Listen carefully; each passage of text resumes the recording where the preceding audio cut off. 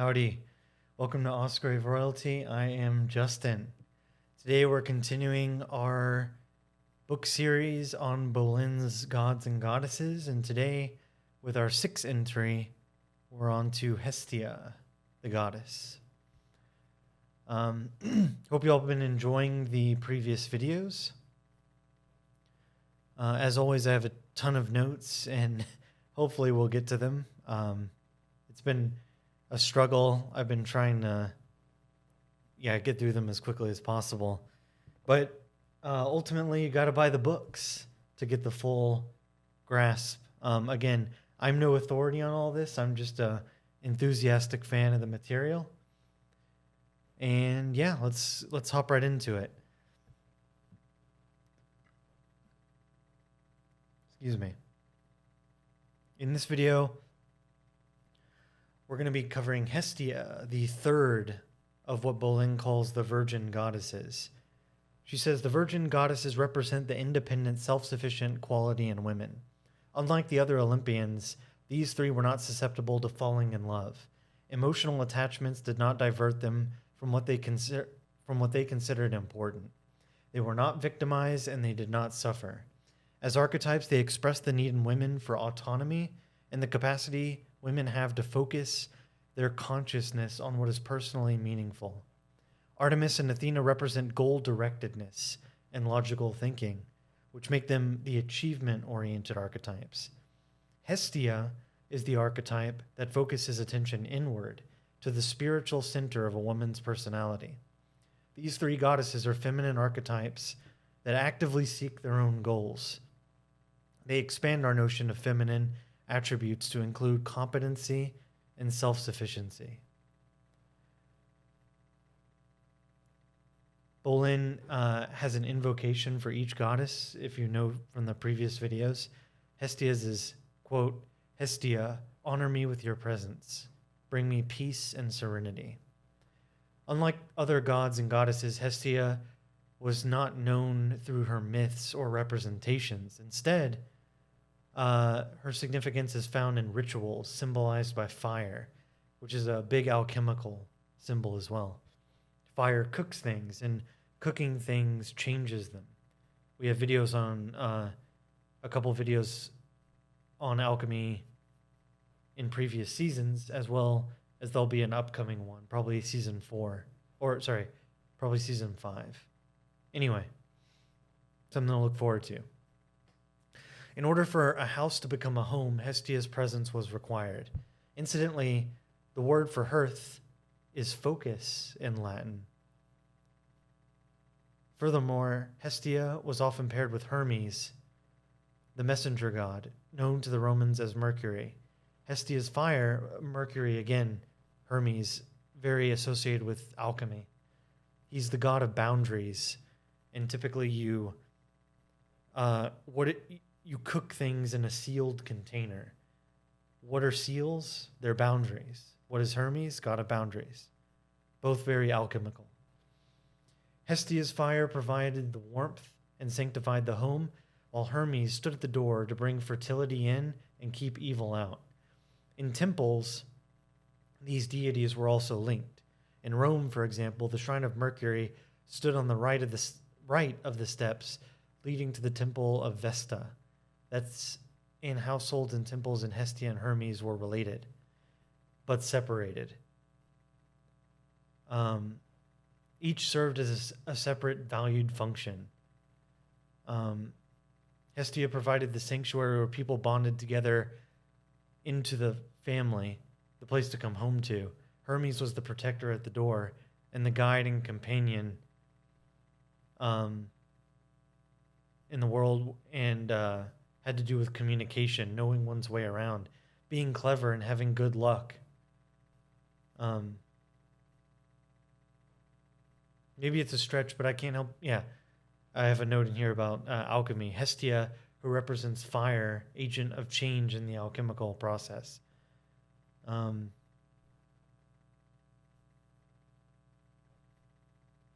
So, Hestia, the archetype. The goddess Hestia has presence in house and in temple. Her presence in house and temple were central to everyday life. As an archetype, as an archetypal presence in a woman's personality, Hestia is similarly important, providing her with a sense of intactness and wholeness. Externally oriented Artemis or Athena, who we've talked on the channel before, focuses on achieving goals and implementing plans. Hestia concentrates on her inner subjective experience.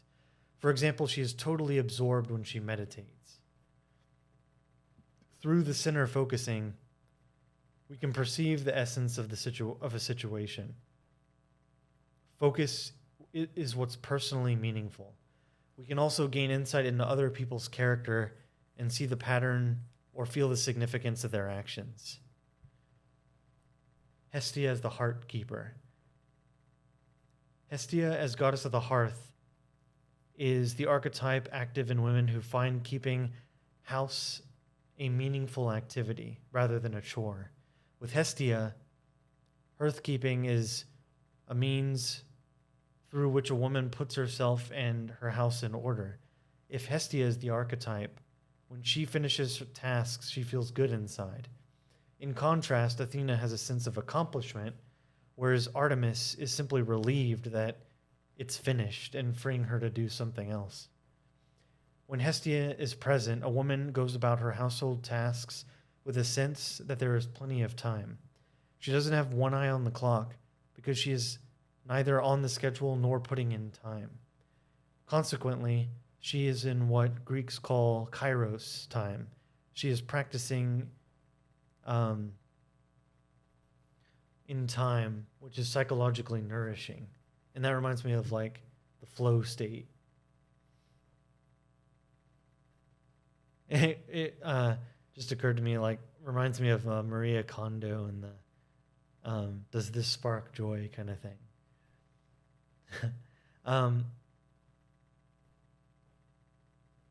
The wise old woman. As elder sister of the first generation Olympians and maiden aunt of the second generation, Hestia occupied the position of honored elder. She stayed above or out of the intrigues and rivalries of her relatives and avoided being caught up in the passions of the moment. When this archetype is present in a woman, events don't have the same impact on her as on other people. With Hestia as an inner presence, a woman is not attached to people, outcomes, possessions, prestige, or power. She feels whole as is. Her ego isn't on the line. Because her identity isn't important, it isn't tied to external circumstances. Hestia, the detachment gives this archetype a wise woman quality. Hestia and Hermes. At a mystical level, the archetypes of Hestia and Hermes are related through the image of the sacred fire at the center. Hermes Mercury was the alchemical spirit Mercurius, who was envisioned as elemental fire. Such fire was considered the source of mystical knowledge, symbolically located at the center of the earth. Hestia and Hermes represent archetypal ideas of spirit and soul. Hermes is the spirit that sets the soul on fire.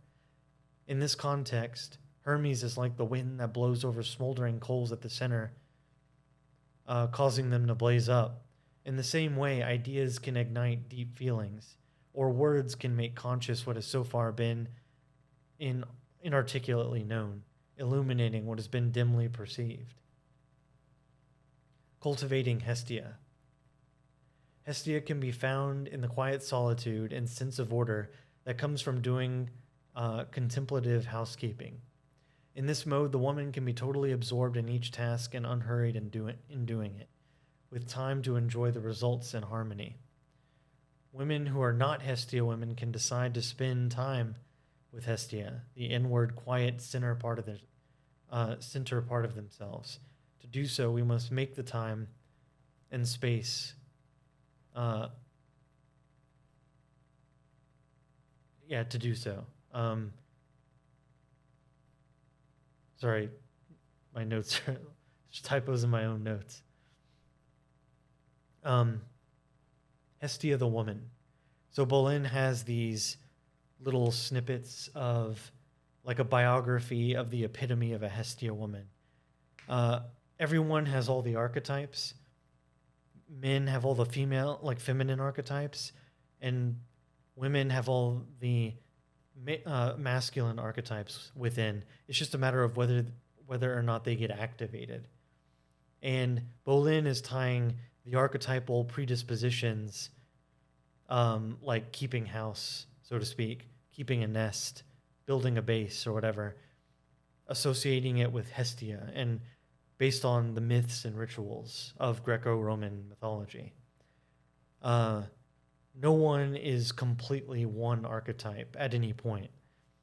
We may have the archetype might be activated, guiding our behavior in a certain archetypal way, but we are like the chairman of the board, right? Our ego serves as the chairman and hears all these archetypes, all these gods and goddesses out. And then the healthy ego is supposed to thread the needle and hear everyone out and make the best decision. And an unhealthy ego is going to cede the throne to one of these impulses. But the ego can always get back on track most of the time. So when we talk about Hestia the woman, this is like as if there were a person that was the epitome of all the Hestia qualities we've been talking about. So a Hestia woman shares the attributes of the goddess in being a quiet and unobtrusive person whose presence creates an atmosphere of warmth and peaceful order. She's usually an introverted woman who enjoys solitude. In the early years, little Hestia has a quiet self-sufficiency quality. If she hurts herself or gets upset, she is as likely to go to her room to find comfort in solitude as to her mother.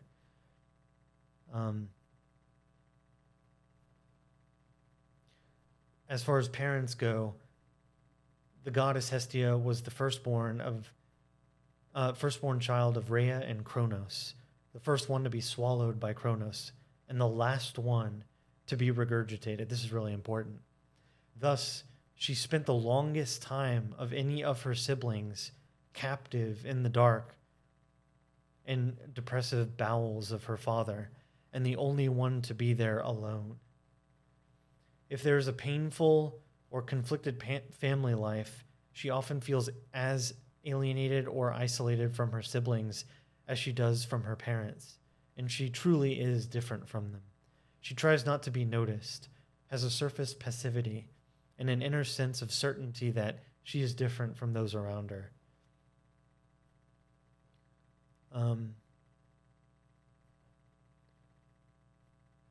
From nursery school on, she is helped to get over her shyness or timidity, which is how others often label her inwardness. She does develop a socially adaptable persona, a way of being pleasant and sociable, yet however she appears on the surface, she is inwardly a true Hestia. She has a quality of independence and detachment and emotional evenness that comes from being centered. Adolescence and early adulthood. Teenager Hestia absents herself from the social dramas, high passions, and shifting alliances of her peers. In this, she resembles the goddess Hestia, who took no part in the romantic intrigues or the wars that occupied the other Olympians. Her friends like her warmth and steadiness, although they sometimes are exasperated with her for not taking sides in a controversy or that she should be more competitive. Most Hestia women who attend college do so because other archetypes are also important, or because others expect them to do so. Like I said, nobody's just one archetype. For instance, like we talked about Athena or Artemis, who are achievement-oriented.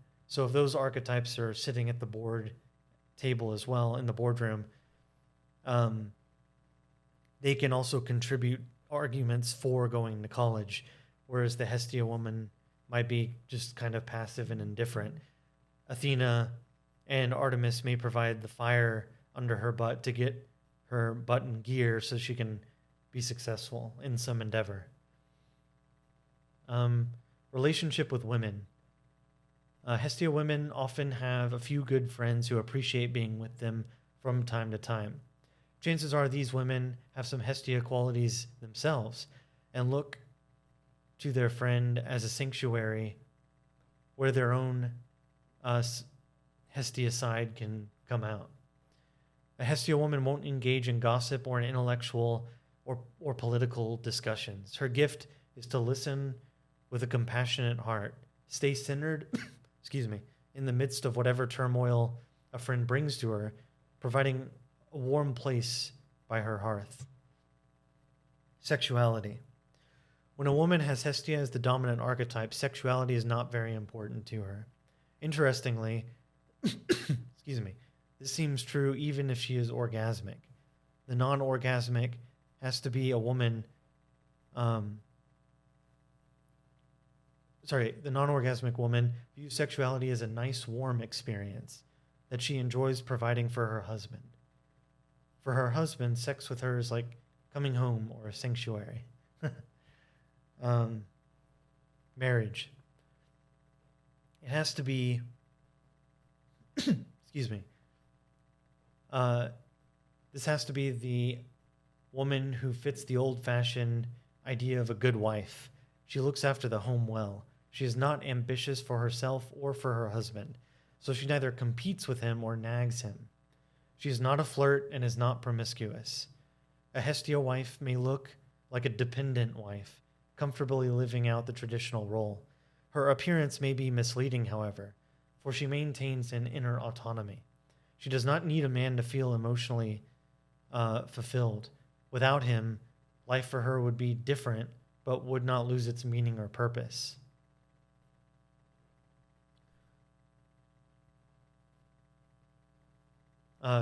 Children. The history of the Hestia woman can be an excellent mother, especially if she has some Demeter in her psyche as well. Hestia's children do not have to break away or rebel. As adults in therapy, they do not have major mother problems to work through. When it comes to helping her children cope with social nuances or competitive situations, however, she is not much use. The same is true for helping with ambitions or career development. Psychological difficulties. Hestia is an archetype of inner wisdom. Hestia lacks negativity. Thus, it is not surprising that Hestia doesn't present the usual potential patterns of pathology. The main difficulties for Hestia women, however, are related to what was missing in Hestia. Of all the gods and goddesses on Mount Olympus, she was not represented in human form.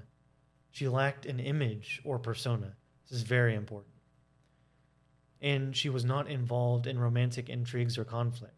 She liked to practice and skills in making her way in these areas. To live as Hestia means to be self-effacing, anonymous, and anonymity, who nonetheless has a central position in the household.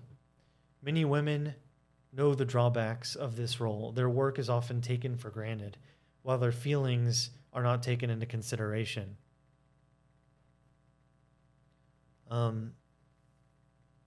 Hestia woman characteristically lacks assertiveness and doesn't speak up if she feels discounted or devalued. To grow beyond Hestia, a woman must learn to express her feelings so that people who are special to her can do it. Devaluation of Hestia. By nature, Hestia is not a joiner or a social climber, isn't moved by political causes, and lacks ambition. She isn't out in the world trying to put her mark on it. and doesn't care to be. Thus, she is easily overlooked and devalued by achievers, do-gooders, social arbiters who measure people by tangible standards and find her lacking. Ways to grow. A history of women's difficulties arise. A Hestia woman's difficulties arise when she ventures out of the sanctuary of her home or temple to make her way out in the world. As an introverted person confronted with the faster, competitive pace of others, she will be out of place until she develops other aspects of her personality, namely, fashioning a socially adaptable persona. A person with a well-functioning persona is like a woman with a large wardrobe from which she can choose something to wear that is appropriate to the occasion, into her personality, position, and age. How we behave, what we say, how we interact with others, how we identify ourselves are all parts of our persona. A Hestia woman who must appear for an interview or evaluation must fashion a persona consciously, putting as much thought into it as she would into a resume. She needs to have a clear picture of who she is supposed to be in each particular setting, and she must be prepared to try on a large number of personas until she discovers a style that will feel natural to her once she has worn it enough. Acquiring assertiveness. Besides a persona, a Hestia woman needs to acquire the ability to be assertive. She needs to have an active aspect to her personality if she is going to interact with others or take care of herself in the world. When both Hestia and Hermes are inner aspects of a woman, Hestia can provide an inner private way of being, and her Hermes animus provides an outer way of dealing effectively with the world. We'll talk about Hermes later in a later video, but he's all about communication. Hermes was able to travel like all the way from Mount Olympus all the way down to the underworld and in all realms, meaning he's clued in, he's an expert at navigating, period, at just in the messenger god, right? Delivering messages. This includes delivering messages from the unconscious to the conscious. And basically, if communication and assertiveness, of which it's a part, assertiveness is a part of communication, thus Hermes being involved, it makes total sense. Holding on to one's center. Apollo and Poseidon both tried to take Hestia's virginity. Rather than succumbing to their desires, however, she swore an oath of eternal chastity. What Hestia resisted by rejecting Apollo and Poseidon is metaphorically significant, corresponding to the intellectual and emotional forces that can pull a woman away from her center. So I'll end with a few thoughts on my reaction to Hestia. My first thought about Hestia qualities is that the modern achievement-oriented, career-driven woman must be quite perplexed by the behavior of a Hestia woman, basically the Athena and Artemis archetypes we talked about. For the first time in history, men are on the ropes, and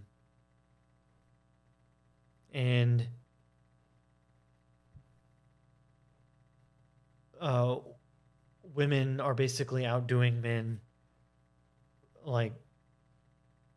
really well in terms of I'm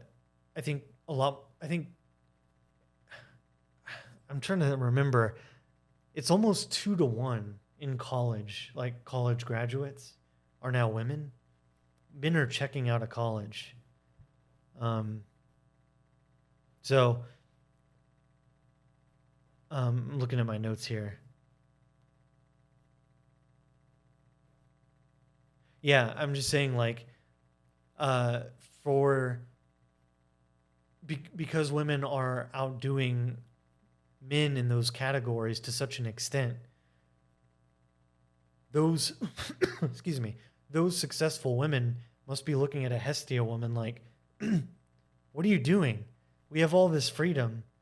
We've we're finally thriving and you're choosing to stay at home, you know? I would think that Hestia women would very much tend towards marriage and monogamy, being that that raises the chances of them having the privilege to cultivate a hearth and home. I can see why Hermes and Hestia would make a fantastic pair, you know, assuming they were faithful to each other, because they cover each other's bases pretty well. I've heard of this kind of relationship, but I've never seen it firsthand. Typically, like, there'll be a Hermes guy who's like a traveling salesman, and he's like always out of the house, maybe for long periods of time. And the Hestia woman is like just completely content with that, cultivating the home. And then the man will return finally. They'll have some moments, and then he'll go back out. Maybe it's, I don't know if like the wives of like military wives. I don't know if this is something. I guess it depends on that particular wife's disposition, but I would think Hestia would have an advantage in that kind of circumstance. Another impression I get from Hestia is that it's a very subdued archetype, as in it's hard to imagine an individual highly dominated solely by Hestia. Not only because it's rare to find somebody dominated by a single drive, but if somebody were dominated by Hestia, where would you find them? They would just be in their living space, you know? And that's what I meant about monogamy. Like, you know, the cost of living is dramatically rising, right? So in taking care of a house and all that, or even a single bedroom apartment or whatever, it's you have to still be employed to do that on your own, right? So you'd think if maintaining a home was your greatest desire, you'd want to secure a good man to provide for you so that you'd be completely free to manage the household, right? Personally, in terms of a romantic partner, I would be wary of a woman like this. Yes, it'd be fantastic to have someone who actually loved and derived actual joy from cooking, cleaning, decorating for the holidays, organizing, and all the things that could lead to a very sophisticatedly run household. I wouldn't take that for granted, and I'd be just in awe of it, honestly. Where I would have difficulty, though, is the kind of blank slate that Hestia women have mentally. You know, even if she were attractive, you know, like the best she could amount to would be like a really hot maid, right? But if I want to actually talk to them about events or problems or like get her opinion on something, and it's just like blank, like does not compute. I have to have somebody to talk to, not just a maid or a roommate, you know? I have in my notes here, I don't want a great roommate. I want a great mate, right? Yeah, I have in my notes here. I wonder how Hestian people must have had a great time during the pandemic. Wait, I have to spend all my time at home? Awesome. Speaking for myself, I don't really identify with this energy, at least at the moment. I derive satisfaction from cleaning up the apartment, maintaining my car, getting my budget, and organizing, but I do see them as necessary evils, not opportunities for serenity. As a matter of fact, those habits tend to fall by the wayside if I get immersed in some project. Anyway, that's going to do it for this video. Hope y'all enjoyed it. There's more to come. Check out my other seasons, and we do a comedy video. Forgot to mention that every Sunday. Hope y'all are enjoying the content on the channel. Let me know in the comments below how y'all might identify with Hestia. All right, see y'all later.